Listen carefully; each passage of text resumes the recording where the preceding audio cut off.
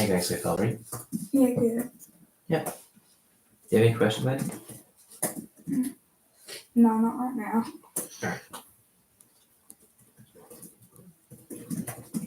Okay, yeah. Looks like you're good so far. I'm just double checking there.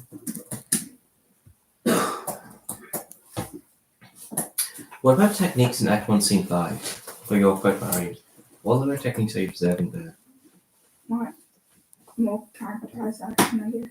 Well, yeah, absolutely. Calculation is like one of those good techniques to see everywhere. But in this case, there's a few more. For example, Oshidok teaches torch to dead brides. What's that an example of?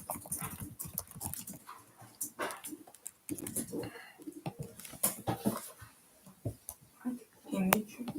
Imagery? Yes, absolutely.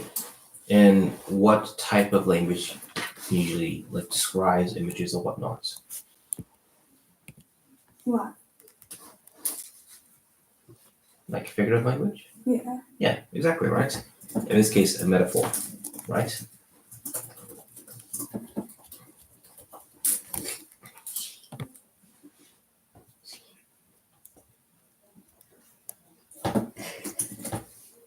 Yeah. Furthermore, what do you know about the structure of this? Is it written in a very particular way, perhaps? Yeah, I guess. But like, I don't know how to describe it though. That's alright. Well, in this case, I was talking about. Do you remember blank verse? Kind of. What do you remember of blank verse? Not much, actually. That's alright. So, do you remember iambic pentameter? It's like the 10 syllables. Yeah, 10 syllables, every second syllable is stressed, right? Blank verse is iambic pentameter without any rhyming, right? Okay. Now, in this case, can you tell me how many syllables in the first line?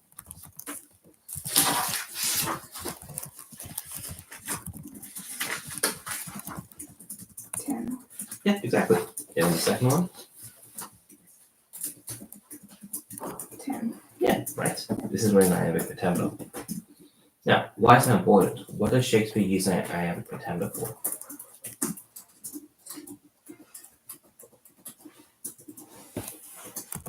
Like, to. Like, he puts them in the sonnets. Yeah, exactly. Well, sonnets are a bit different than blank verse, but you're on the right track. And what does he use the sonnets for to do? Like, for emotion. Exactly, right? For really strong, passionate emotions. In the same way that blank verse is the same thing, right? So to give an example, not only Romeo and Juliet, but when Claudio in Much Ado About Nothing meets Hero for the first time, he speaks in blank verse to convey the emotions and love that he feels for Hero. In the same way that Macbeth speaks in blank verse when trying to convey his ambitions to kill Duncan, right? Yeah. So in that case, you can describe how the use of blank verse shows that Romeo's emotions of Juliet are passionate, perhaps even genuine as well, because he's speaking in such a structured format.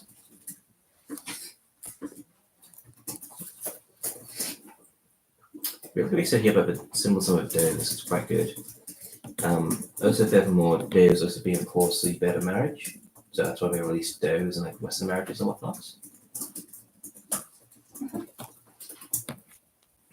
Yep, and praying, yes. Good job there. Yeah, well done.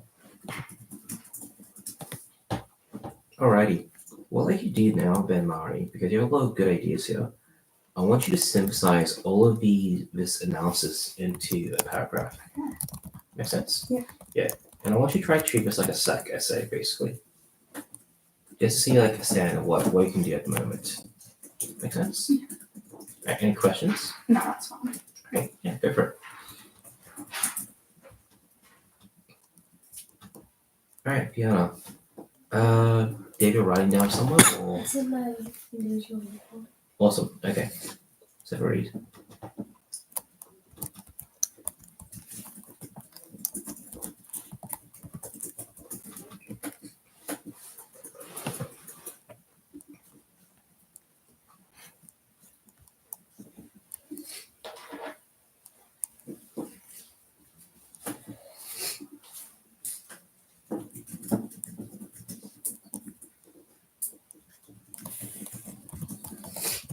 Okay, yeah, great stuff so far. Yeah, well done.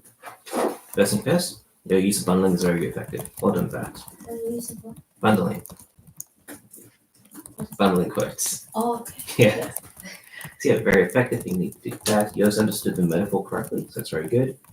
And you discussed especially parts about romantic love being genuine and being divine through sonic form as well. And even though it's only just one line, mentioning that by itself is quite important because you get year 12s in like studying Wordsworth, you're going to mention that, right?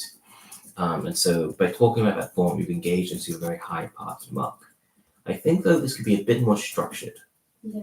So for example, your topic sentence, what's the argument you're making there? That that Shakespeare uses all of these literary techniques in order to prove that Romeo and Juliet's love is genuine. So write it down, right? Because in this case, you have that exploring Romeo and Juliet's love by sonnet. And so what you're doing there, so you're actually describing what's happening as opposed to making an argument, right? Okay. Same thing, say like argument analysis, right? Yeah. So in this case, Shakespeare employs many literary techniques in the sonnet to demonstrate the authentic and genuine capacity of Romeo and Juliet's love. Yeah. Yeah.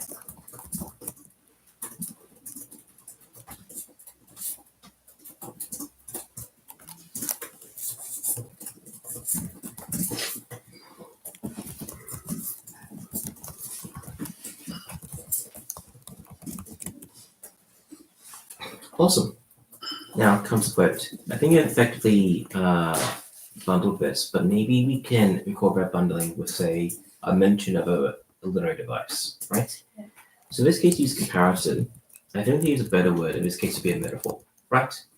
Because comparisons are just metaphors on a bigger level, right? Okay. Sorry, metaphors are just comparisons on a bigger level. So by forming a metaphor between Yeah, exactly. So you maybe have the very start, right? So Shakespeare employs a metaphor by comparing Romeo and Juliet's kiss to a palm and a palm, a whole palmer's kiss, allowing to let lips do what lips do, what hands do, right? So that way you introduce your idea as well with your quotes, right? Okay. So I'll just write it down this case.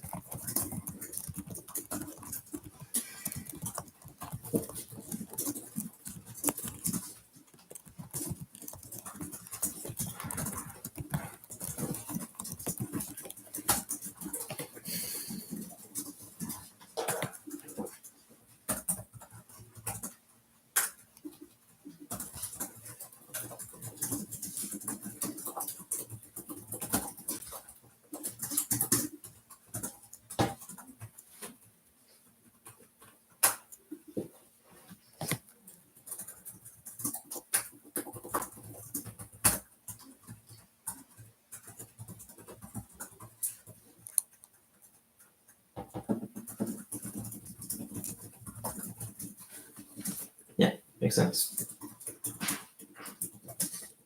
Now, in this case, by forming a metaphor between hands and prey, yep, Shakespeare tends to depict Romeo and Juliet as genuine and fated, very strange divine love. Okay, so why is it divine love? Explain the metaphor here. Because he compares it to like prayer, which is holy. Exactly, right? So by likening it to literal prayer, not player, by likening the kiss to literal prayer, right? Can I touch this? Yeah, go ahead. Yeah. Shakespeare illustrates the blessed nature of Romeo and Juliet's connection. Oh, not lucid, sorry, blessed.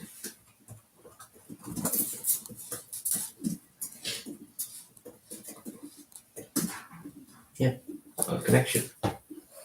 And you could say through holy imagery or something like that. Oh yeah, because I did say. Sorry? No. Oh, because you did say imagery, yes. Yeah. Yeah. Very good, yeah. In that case, you could probably like use, if you just take that part out. That works. Yeah, makes sense. Yeah.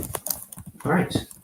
And then now comes your link. Oh, now actually, we can do what I want you to do now, I want you to try and think about how you explain the sonnet in this case, right? So this would be basically like a second piece of evidence, so like the next evidence in an extended Teal paragraph. Yeah.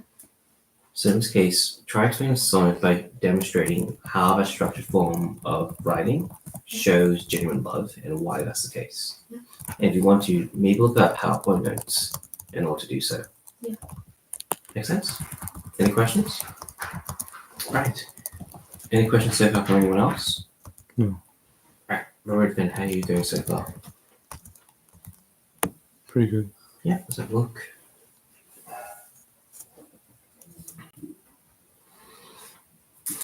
We're showing how different it is. It's showing how easy it is to fall in love versus its patience. Okay, so you have the right track there by interpreting all those parts there. Sorry, by combining them there. But I think it should be phrased a bit more to show Kurt's elaboration, right? As in your thoughts, or Shakespeare's in this case. So in this case, Shakespeare does this to show how Romeo falls in love with Juliet as soon as he meets her. Well, in this case, not showing how they're falling in love, right? Yeah. Because we're trying to show just basically how desperate he is. So to say how Romeo is desperate, or how desperate Romeo is for love.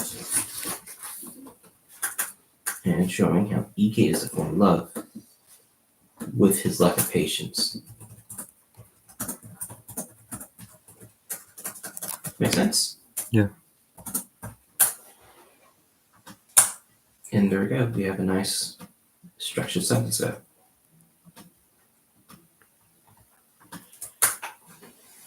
All good? Yeah. Alright, what else you do then? Try doing the same thing to your last quote you just analyzed. Something about loving, hate, and heavy likeness. Right? Which one? So Act 1, Scene 1. Oh yeah.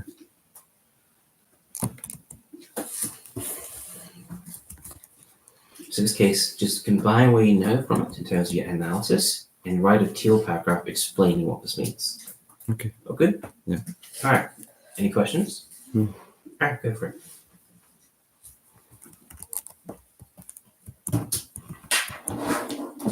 All right, Anisha, any questions so far? No? Let's get going.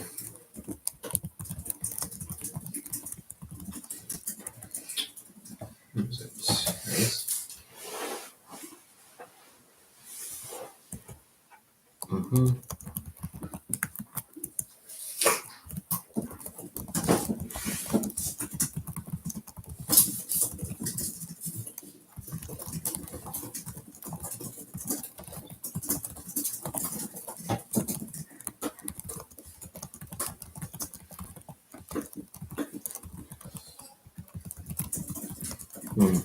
Yeah. I want to try something here. I think what you have so far is good, but I think the one thing that may lack is depth, right? Because you seem to have a lot of what we call horizontal spread, as in you're touching a lot of different topics, which is really good, but you lack the vertical spread, so going into things in detail, right? So how about we start off with a little question structure. What is X? Is X good? Why is X necessary? And X in this instance is whatever your title is. So in this case, what's your title? I'm not sure. Obsession? Oh, is that what you want me to do? Yeah. Oh, okay. Then. So let me just grab us a bit more as well. Have you seen what practice sex look like? Or what the sex looked like with assessment? I think we touched upon it like really early on in the year, but I might as well show it again. But basically, the way that sex works for crafting text is that you're given. Can you see the TV from here? Pardon? Can you see the TV from here? Yeah, a bit. A bit? Okay. The way that it works is that you're given a title which you have to use, and then 3 stimulus pieces. The first one is a statement, the second one a photo, and then the third one some type of poetry, right? The title is basically what your topic is, right? Because you always have to write to it.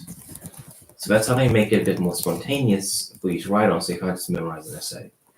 So for example, an essay about protest goes to have a title, for example, courage, or voice, or silence, or authority, right? In this case, an essay about influence can have something like obsession, or social media, or passion, right? Something like that. So that's why then, when it came to how the year 12s this year dealt with it, it was actually done kind of poorly, funnily enough. In fact, you may want to pay attention to this part as well, Barry, because it's actually referring back to Calibre Sack and how they did this one in year 12. Do you know Mr. Math by any chance? No, I don't think so. Okay, he's like a very grumpy year 12 English teacher. Don't tell me I said that. But basically, it was very funny because the way that Hellray did their craft and tech stack this year was not to teacher standards, right? And of course, Hellray has very high standards at school and whatnot. But it got to the point that we made a literal PowerPoint talk about all the things that they did wrong and why they did it wrong and whatnot, and like grinding the year 12 students to get it better, right? The main concerns they had in particular was that number 1, students are not linked enough to a title, so the main idea. Number 2, students talk about the idea in generalized terms. And then number 3, they didn't have enough depth with the idea as well, right? So, all this stuff. Right. Now, I won't bother going through this entire PowerPoint view. In fact, it's really bad because at some point he gives up and starts AI generating his stuff. I'm not even joking, apparently all of this is AI generated. Yeah, right. That's what even saying to me as well. But basically, I think the way you go about it is they started asking questions on a more, as much as I hate to say it, philosophical level, right? So, for example, what is X? In this case, X is obsession, right? So, what is obsession?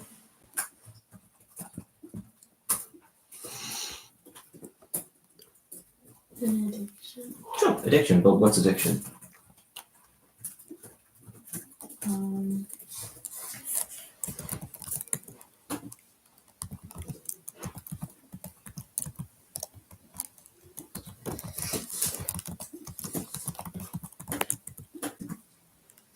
If you struggle with that, then ask a different question. Is addiction good or bad? Bad. Okay. Why is it bad?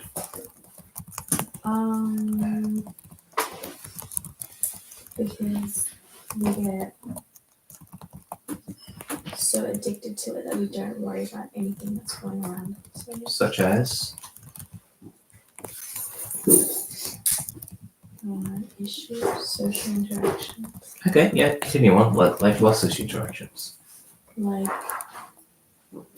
making friends, I guess. Yeah, friends, okay. So make no friends. Why is that a bad thing?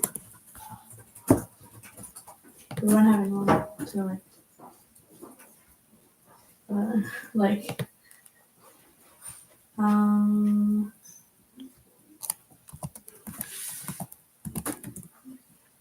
we won't have friends in the outside world. Yeah, but why is that important?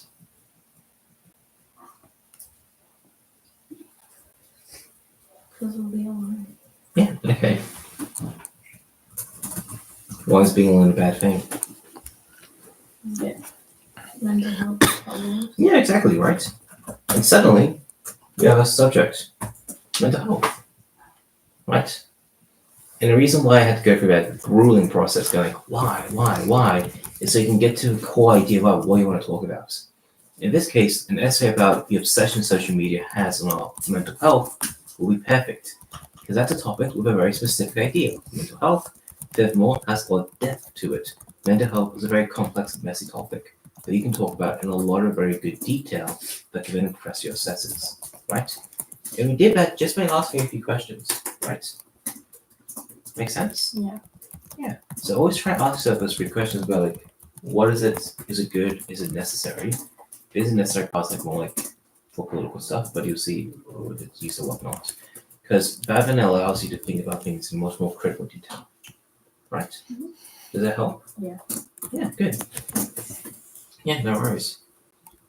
Alright. I see you have some stuff to your SWOT analysis, which I can read that. Yeah.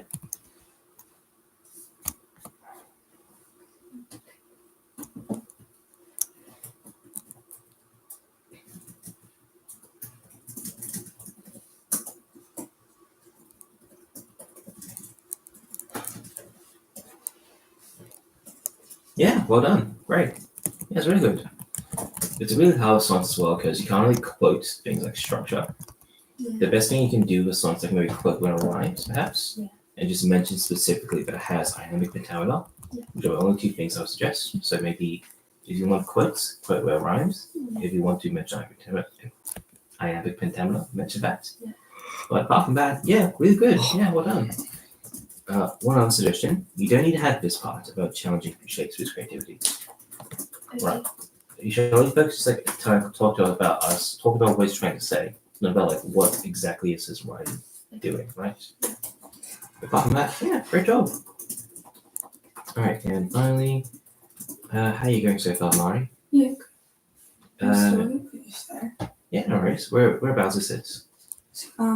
It's in like one of my individual Google Docs, but I'll like put it into my work thing. Yeah, go for it.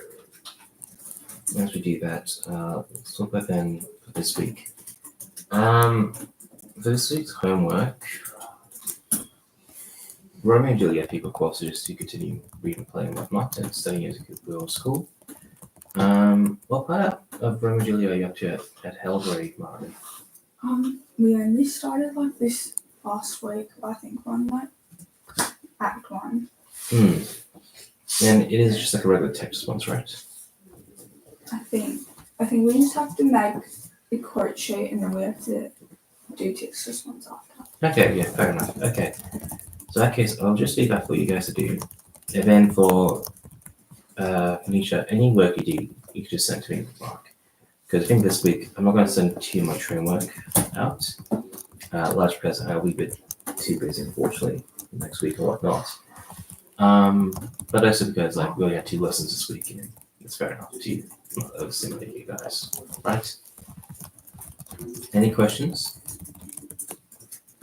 No? Okay. So just have it in. Today is the 25th.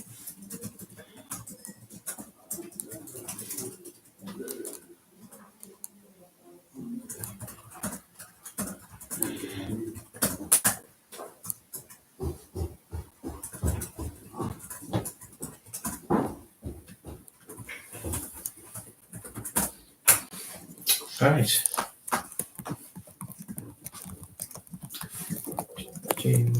Did you put in the folder, Mark? But I'm doing that. Oh yeah, no worries. Sorry about that, yeah.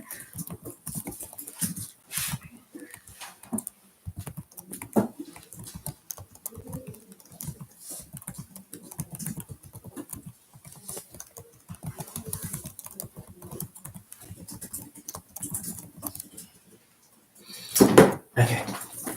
So in that case, you guys are welcome to pack up right now if you like. Again, thank you guys for coming on such short notice and whatnot. I know we planned this lesson like literally on Tuesday. Yeah, any plans for the rest of Wednesday day? No? Not sleeping.